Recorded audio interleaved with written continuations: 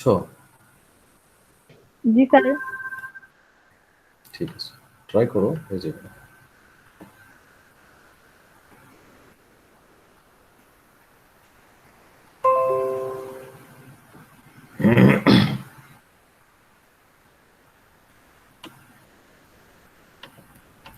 আচ্ছা, আমরা chemistry of carbohydrate করছি, দেন হলো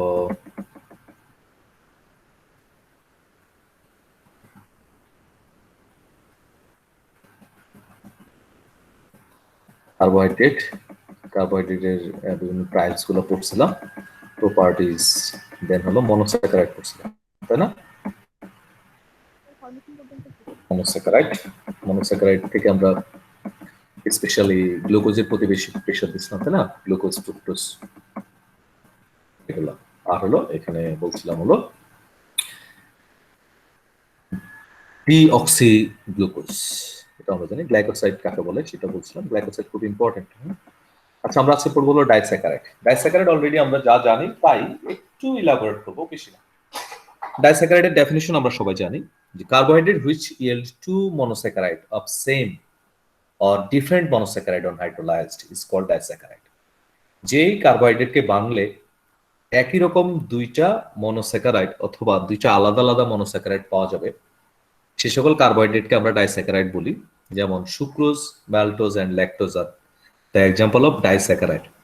যেমন সুক্রোজকে ব্রেকডাউন করলে আমরা গ্লুকোজ এন্ড ফ্রুক্টোজ পাবো, মাল্টোজকে ব্রেকডাউন করলে 2 অণু গ্লুকোজ পাবো, আর ল্যাকটোজকে ব্রেকডাউন করলে গ্লুকোজ এন্ড গ্যালাক্টোজ পাবো। এখানে ফ্রুক্টোজ, গ্লুকোজ, গ্যালাক্টোজ সবগুলো হলো মনোস্যাকারাইড।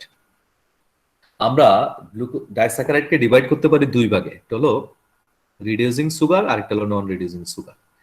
রিডিউসিং সুগার হলো যাদের কি থাকবে, যাদের free aldehyde or ketone group থাকবে অথবা ফাংশনাল গ্রুপ থাকবে, যারা অন্য কোনো গ্রুপ মলিকুলের সাথে অথবা গ্রুপ অফ মলিকুলের সাথে অ্যাড হতে পারে, তাদেরকে আমরা বলি রিডিউসিং সুগার, যেমন মাল্টোজ এন্ড ল্যাকটোজ। আর নন রিডিউসিং সুগার হলো যে সে সকল সুগার যাদের হলো free aldehyde or ketone group থাকে না। সেক্ষেত্রে আমরা ভালো এক্সাম্পল দিছিলাম হলো সুক্রোজের। সুক্রোজ আমরা জানি গ্লুকোজ এন্ড ফ্রুক্টোজ দিয়ে তৈরি, যেখানে গ্লুকোজের 1 নম্বরে তার ফাংশনাল গ্রুপ অ্যালডিহাইড গ্রুপ থাকে, আর ফ্রুক্টোজের বেলায় হলো 2 নম্বর কার্বনের সাথে তার ফাংশনাল গ্রুপ থাকে। তাহলে 1 আর 2 এই দুইটার মধ্যে যখন জয়েন্ট হবে, 1 নাম্বার আর 2 নাম্বার কার্বনের সাথে যখন জয়েন্ট হবে, তখন 1 নাম্বার কার্বনের অ্যালডিহাইড গ্রুপ আর 2 নাম্বার কার্বনের ফ্রুক্টোজের 2 নাম্বার কার্বনের কিটোন গ্রুপ জয়েন্ট হয়ে যায়। ফলে তার আর ফ্রি কোনো কার্বোহাইড্রেট, ফ্রি কোনো গ্রুপ অথবা ফাংশনাল গ্রুপ থাকে না, যার কারণে সুক্রোজ চাইলেও অন্য কোনো পার্টিকেলস এর সাথে যুক্ত হতে পারে না। এই জন্য সুক্রোজকে বলা হয় নন রিডিউসিং সুগার। আর মাল্টোজ দেখো যে 1 নাম্বার আর 4 নাম্বারের সাথে যখন জয়েন্ট হয়, তখন ফ্রি 1 নাম্বার, যে সেকেন্ড যে যার সাথে জয়েন্ট হলো তার 1 নাম্বার কিন্তু ফ্রি থাকে, যার ফলে সেই 1 নাম্বার কার্বনের অ্যালডিহাইড গ্রুপ অথবা অ্যালডিহাইড গ্রুপ চাইলে অন্য কোনো পার্টিকেলস এর সাথে যুক্ত হতে পারে। এই জন্য মাল্টোজকে বলা হয় রিডিউসিং সুগার। সেম ল্যাকটোজকেও রিডিউসিং সুগার বলা হয়। এই ব্যাপারে তোমাদের কোনো কনফিউশন থাকলে আমাকে একটু বলো, আমি এটা আরেকটু ক্লিয়ার করে দিতে চাই।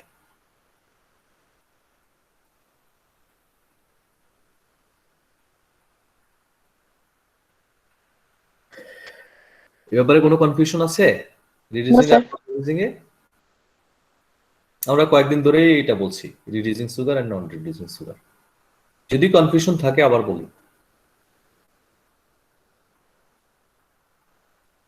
কারো কোনো কনফিউশন আছে? না স্যার। ঠিক আছে, এখানে দেখো রিডিউসিং সুগার কাকে বলে। Reducing sugar are those which possess free aldehyde or ketone group called reducing sugar. যাদের free aldehyde or ketone group থাকে তাদেরকে রিডিউসিং সুগার বলা হয়। They can easily reduce a number of substance. তারা easily যে কোনো সাবস্টেন্সের সাথে যুক্ত হতে পারে অথবা রিডিউস করতে পারে। যেমন অল মনোস্যাকারাইড, মাল্টোজ, ল্যাকটোজ, এটা হলো ডাইস্যাকারাইড। সকল মনোস্যাকারাইড এবং মাল্টোজ আর ল্যাকটোজ ডাইস্যাকারাইড, এগুলোকে বলি আমরা রিডিউসিং সুগার। আর নন রিডিউসিং সুগারের সংজ্ঞা হলো non reducing sugar are those which have no free aldehyde or ketone group hence no reducing power. ফলে কি থাকে না, রিডিউসিং পাওয়ার থাকে না, এদেরকে আমরা বলি নন রিডিউসিং সুগার। যেমন সুক্রোজ। সুক্রোজকে কেন নন রিডিউসিং বলা হয়? সুক্রোজকে আমরা জানি sucrose contain glucose and fructose which are linked together by their reducing group As a result, on this, no reducing group is free. Hence, it does not act as reducing sugar. So, sucrose is an non-reducing sugar. তাহলে এটা আমরা clear যে হলো সুক্রোজকে কেন non reducing বলা হয়, কারণ sucrose glucose আর ফ্রুক্টোজের সাথে বন্ড হয় কি দিয়ে, তাদের ফাংশনাল গ্রুপ দিয়ে, মানে 1 নাম্বার আর 2 নাম্বারের সাথে জয়েন্ট হয়ে যায়। তাদের ফাংশনাল গ্রুপ দিয়ে জয়েন্ট হওয়ার কারণে তাদের আর কোনো ফ্রি অ্যালডিহাইড আর কিটোন গ্রুপ থাকে না, যার ফলে সে চাইলে অন্য কোনো পার্টিকেলসের সাথে যুক্ত হতে পারে না। এই জন্য সুগারকে বলা হয় বা সুক্রোজকে বলা হয় নন রিডিউসিং সুগার। আরেকটা জিনিস হলো আমরা inversion of sucrose refer to as an phenomenon when the dextrorotatory properties of sucrose solution change into levorotatory on hydrolysis of sugar. আমরা সুক্রোজ কি মনোস্যাকারাইড না ডাইস্যাকারাইড বলো তো? সুক্রোজ হলো ডাইস্যাকারাইড, তাই না? সুক্রোজকে যদি আমরা ব্রেকডাউন করি তাহলে সেখানে কি কি পাওয়া যাবে? একটা গ্লুকোজ মলিকুল পাওয়া যাবে আর একটা ফ্রুক্টোজ মলিকুল পাওয়া যাবে। এখানে যখন ব্রেকডাউন হয় তখন গ্লুকোজ আর ফ্রুক্টোজ যে তৈরি হয়, গ্লুকোজ আমরা জানি হলো ডেক্সট্রোরোটেটরি আর ফ্রুক্টোজ হলো লিবোরোটেটরি।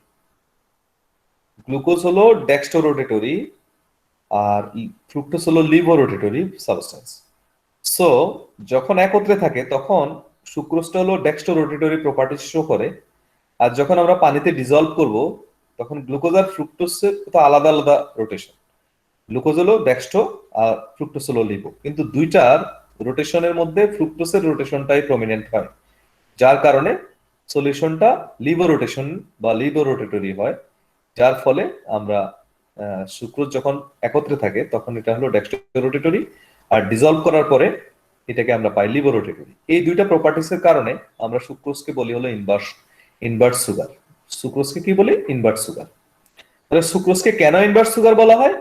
Sucrose is dextrorotatory, but on hydrolysis it yield a crude mixture. Crude mixture বলতে আমরা সেখানে পাবো হলো গ্লুকোজ আর fructose, which is an often called invert sugar because the strong liberatory fructose invert the previous dextrorotatory action of sucrose. Sucrose ছিল dextrorotatory, কিন্তু ফ্রুক্টোজের কারণে সেটা লিবোরোটেশন শো করে। সো সুক্রোজকে আমরা বলি ইনভার্স সুগার। এই ছিল আমাদের ডাইস্যাকারাইড সম্পর্কে কিছু কথা, আর হলো পলিস্যাকারাইড সম্পর্কে বলবো এবার। পলিস্যাকারাইডের ডেফিনিশন আমরা জানি যে 10 মলিকুলের মনোস্যাকারাইডের বেশি যদি আমরা কোনো কার্বোহাইড্রেটকে ব্রেকডাউন করে পাই তাহলে সেই কার্বোহাইড্রেটকে আমরা কি বলবো? পলিস্যাকারাইড বলবো। তার মানে carbohydrate which yield more than 10 molecule of monosaccharide on hydrolysis is called polysaccharide, যেমন starch, glycogen, cellulose etcetera. On the basis of nature of constitute আমরা ভাগ করতে পারি দুই ভাগে, একটা হলো পেন্টোজান আর একটা হেক্সোজান। পেন্টোজান সবসময় পেন্টোজ ইউনিট নিয়ে গঠিত যেমন ইনুলিন, আর হেক্সোজান সবসময় হেক্সোজ অথবা গ্লুকোজ ইউনিট নিয়ে গঠিত যেমন স্টার্চ। আবার কন্টেন্ট যেগুলো পাবো সেই কন্টেন্টের নেচার অনুযায়ী আমরা আবার দুই ভাগে ভাগ করতে পারি। একটা হলো হোমোপলিস্যাকারাইড। মনে করো যেই পলিস্যাকারাইডকে ব্রেকডাউন করলে শুধুমাত্র একই রকম পার্টিকেলস পাওয়া যাবে, একই রকম পার্টিকেলস, যেমন হলো হয়তো পেন্টোজ না হলে হেক্সোজ। তাহলে পেন্টোজ যদি পাই সব পেন্টোজ বা সব হেক্সোজ, তাহলে আমরা এটাকে বলবো তোমার হোমোপলিস্যাকারাইড, মানে একই রকম মনোস্যাকারাইড নিয়ে যে পলিস্যাকারাইড গঠিত তাদেরকে হোমোপলিস্যাকারাইড বলবো।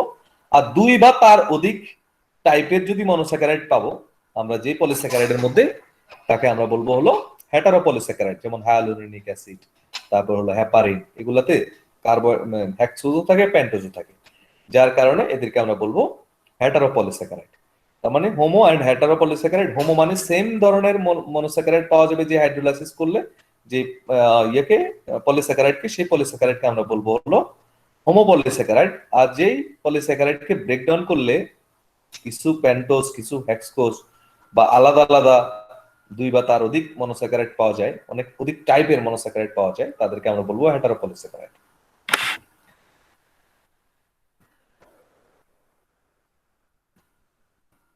এখানে আমরা একটু স্টার্চ নিয়ে আলোচনা করি।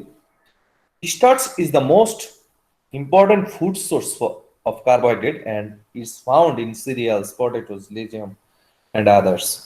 স্টার্চ হলো খুবই ইম্পর্টেন্ট একটা পলিস্যাকারাইড। যেমন আমরা ভাত খাই, হ্যাঁ, সিরিয়ালস, তারপর পটেটো, আলু খাই, এটার মধ্যে প্রচুর পরিমাণে স্টার্চ পাওয়া যায়। মেইনলি এটা হলো স্টার্চ। তাহলে স্টার্চ হলো একটা পলিস্যাকারাইড। স্টার্চ হলো পলিস্যাকারাইড এবং most important food of swords of carbohydrate. আমরা যে কার্বোহাইড্রেট কনজিউম করি, আমরা জানি আমাদের বডিতে সবচেয়ে বেশি পরিমাণে প্রয়োজন হয় কার্বোহাইড্রেট। সেই কার্বোহাইড্রেটের সোর্স তো আমাদের নির্ধারণ করতে হবে যে কোন জায়গা থেকে আমরা কার্বোহাইড্রেটটা পাবো। সেই কার্বোহাইড্রেটের সোর্সটা হলো স্টার্চ। ওকে, সেই কার্বোহাইড্রেটের সোর্সটা কি? Starch. It is the most important food source of carbohydrate and is found in cereals, potatoes, legumes and others. এই স্ট্রাকচারটা দেখো, এখানে হলো আলফা গ্লাইকোসাইডিক বন্ড থাকবে সবসময়। আমরা জানি কার্বোহাইড্রেটের সাথে কার্বোহাইড্রেট অথবা নন কার্বোহাইড্রেটের যে বন্ড, তাকে আমরা বলবো গ্লাইকোসাইডিক বন্ড। এই গ্লাইকোসাইডিক বন্ডগুলো নরমালি আলফা গ্লাইকোসাইডিক বন্ড থাকে। আলফা মানে হলো, আমরা জানি যে কোনো কার্বোহাইড্রেট ইউনিটে যদি হাইড্রোক্সাইড গ্রুপটা ডাউনওয়ার্ড প্রজেকশনে থাকে তাহলে এটাকে আলফা বলা হয়। আর আলফা বন্ড তাহলে কেমন হবে? Downward projection. যে এখানে যেমন দেখাচ্ছে, এই বন্ডগুলো যে দেখাচ্ছে এগুলো সব ডাউনওয়ার্ডে। এই জন্য এদেরকে বলি আমরা আলফা গ্লাইকোসাইডিক বন্ড। আর যদি উপরের দিকে শো করতো বন্ডগুলা, উপরের দিকে, যেমন এইখানে দেখো সেলুলোজের ক্ষেত্রে বন্ডটা কেমন? উপরের দিকে বন্ড, এই যে উপরের দিকে বন্ড। এই জন্য এদেরকে বলি আমরা beta glycosidic bond. Alpha glycosidic bond হলে আমাদের জন্য মানে সুবিধা হলো কি, আমরা চাইলে সেটাকে ইজিলি ব্রেকডাউন করতে পারবো। আচ্ছা, আর এখানে যে বন্ডগুলো হবে, একটা মনোস্যাকারাইড স্টার্চ যেহেতু পলিস্যাকারাইড, তার মানে অনেকগুলা পলিস্যাকারাইড সেখানে, অনেকগুলা কার্বোহাইড্রেট সেখানে থাকবে। তাহলে একটা কার্বোহাইড্রেটের সাথে আরেকটা কার্বোহাইড্রেটের যে জয়েন্ট হবে, সেই জয়েন্টটা এক নাম্বার কার্বনের সাথে প্রথম যে কার্বোহাইড্রেট বা প্রথম যে মনোস্যাকারাইড থাকবে তারপরের মনোস্যাকারাইডের সাথে যুক্ত হবে এক প্রথমটার এক নাম্বার কার্বনের সাথে পরেরটা 4 নাম্বার কার্বনের লিঙ্কেজ হবে।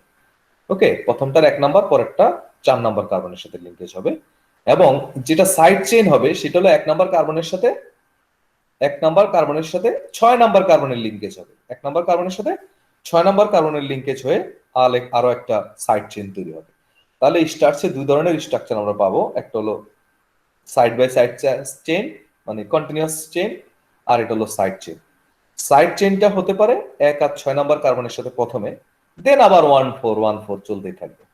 সাইড চেইনটা যে লিংক হবে সেই লিঙ্কেজটা হবে 1 2 6, 1 নাম্বার কার্বনের সাথে 6 নাম্বার কার্বনের বন্ড, 1 নাম্বার কার্বনের সাথে 6 নাম্বার কার্বনের বন্ড হয়ে একটা সাইড চেইন স্টার্ট হবে, দেন আবার কন্টিনিউয়াস 1 2 4 1 4 এর সাথে লিঙ্কেজ হয়ে আমাদের কন্টিনিউয়াস চেইন তৈরি হতে থাকবে। তাহলে স্টার্চে এই দুই ধরনের চেইন দেখা যায়।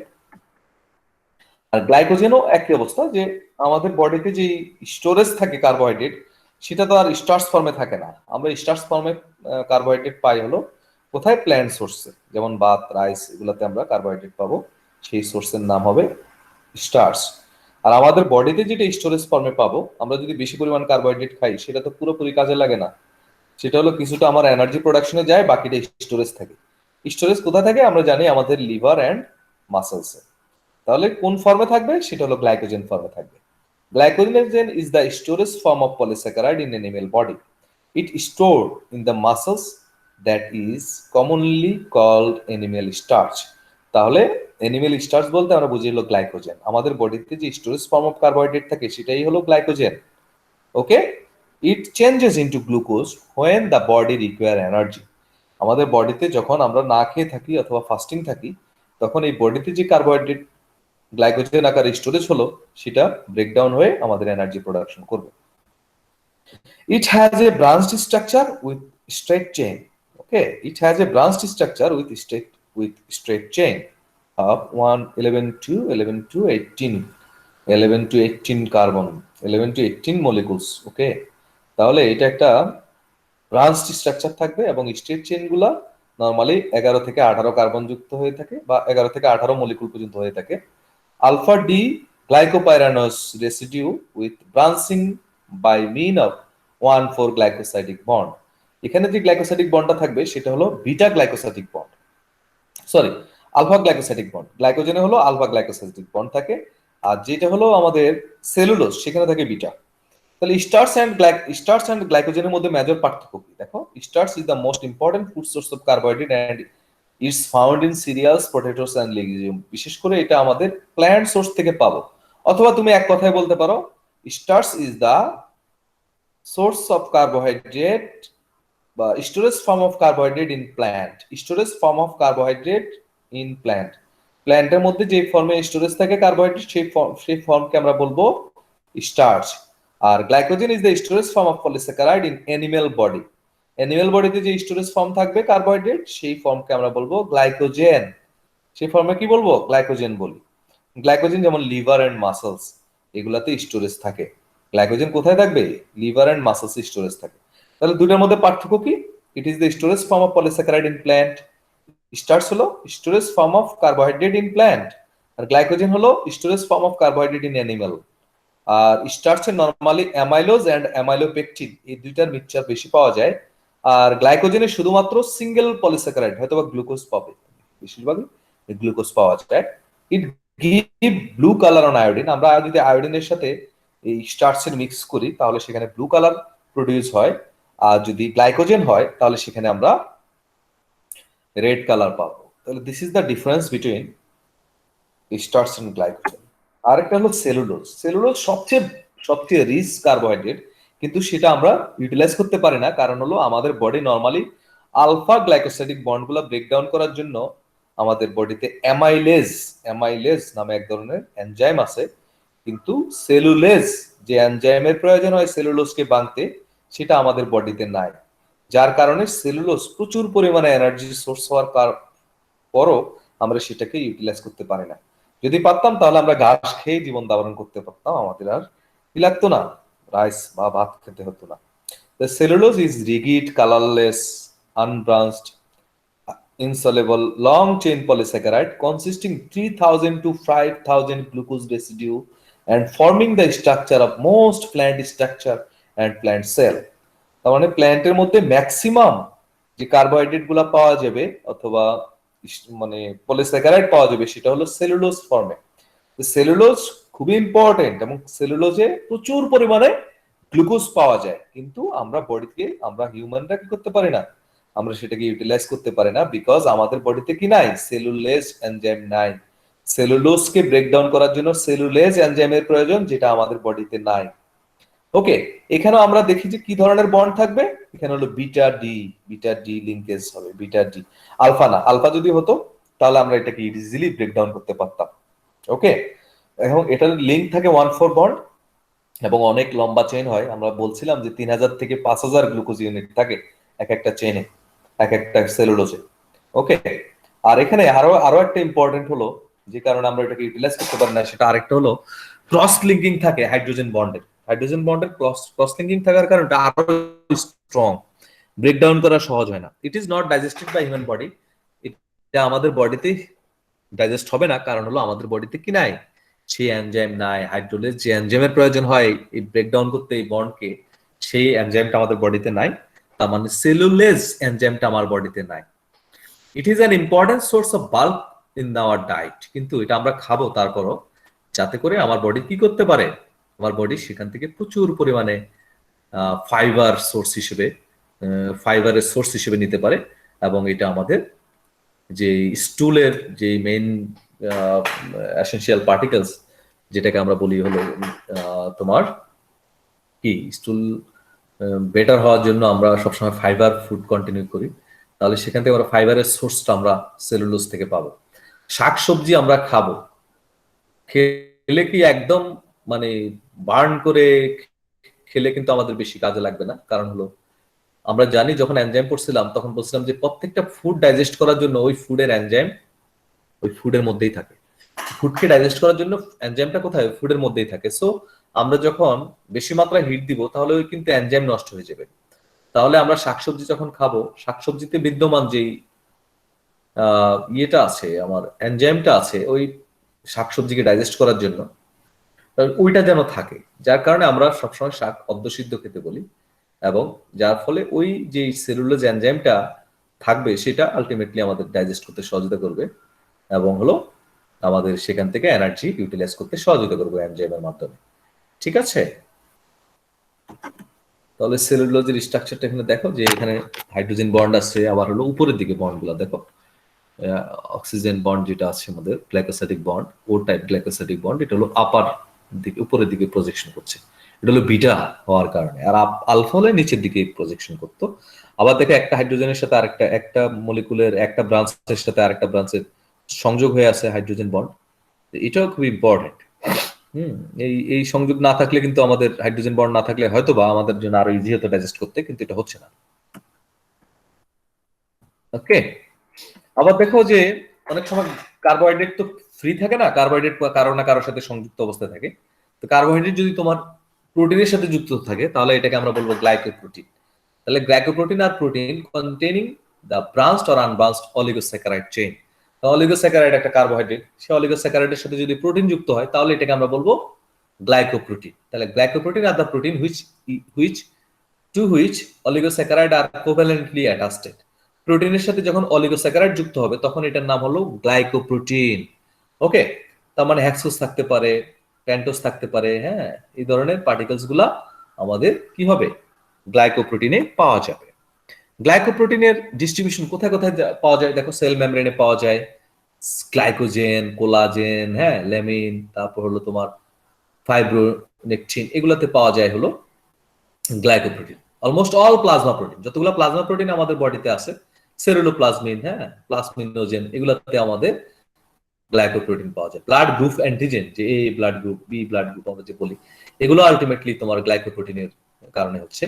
and the mucin of the gastrointestinal and urogenital tract, আমাদের যে urogenital tract এবং gastrointestinal tract আছে সেখানে যে মিউসিন আছে, মিউসিন থেকে আমরা গ্লাইকোপ্রোটিন পাবো, এগুলোতে আমরা গ্লাইকোপ্রোটিন পাই। বিভিন্ন হরমোন আছে যেমন এফএসএইচ, এলএইচ বা follicular stimulating hormone, luteinising hormone, হ্যাঁ, তারপর হলো কোরিওনিক গোনাডোট্রপিন হরমোন, হ্যাঁ, ইরিথ্রোপয়েটিন, এই হরমোনগুলোর মধ্যেও আমরা গ্লাইকোপ্রোটিন পাবো। এবং বিভিন্ন এনজাইম আছে যেমন রাইবোনিউক্লিয়াস বি, এগুলাতেও আমাদের কি দিয়ে তৈরি, গ্লাইকোপ্রোটিন দিয়ে তৈরি। ওকে, যদি বলা হয় কয়েকটা গ্লাইকোপ্রোটিন এবং তাদের কাজ বলা, কোলাজেনের কাজ হলো আমাদের মলিকুলার স্ট্রাকচার প্রদান করা, তারপরে মিউসিনের কাজ হলো লুব্রিকেন্টস এন্ড প্রোটেক্টিভ এজেন্ট হিসেবে কাজ করে, ট্রান্সপারেন্ট, সেরুলোপ্লাজমিন, এগুলো ট্রান্সফার মলিকুল, ইমিউনোগ্লোবুলিন, এটা হলো আমাদের immunological molecule, human chorionic gonadotropin hormone, thyroid stimulating hormone, এগুলো হরমোন হিসেবে কাজ করে। তারপরে অ্যালকালাইন ফসফেটেজ, এটা একটা এনজাইম, এটা non functional enzyme. Various protein involve in hormones and drug action, যেমন রিসেপ্টর হিসেবে কাজ করে। ওকে, তারপরে গ্লাইকোলিপিড, যদি কার্বোহাইড্রেট যদি লিপিডের সাথে যুক্ত থাকে তখন এটাকে আমরা বলি গ্লাইকোলিপিড। তার মানে glycolipid are the lipid with a carbohydrate attached. Thus rule is to provide energy and also serve as marker for cellular recognition. The carbohydrates are found on outer surface of the erythrocytic cell membrane. আমাদের এই glycolipid গুলা normally আমাদের RBC সেলে পাওয়া যায়। ওকে, glycolipid মানে গ্লাইকো, carbohydrate যোগ lipid, এটাকে আমরা বলি গ্লাইকোলিপিড। ঠিক আছে, এই ছিল আজকের পড়া, আমরা এটাও দিয়ে দিব। এবং হলো ক্লাসগুলো তোমাদের আস্তে আস্তে আমরা ওই পিডিএফ আকারে আমি সাবমিট করে দিব, বা তোমাদের এই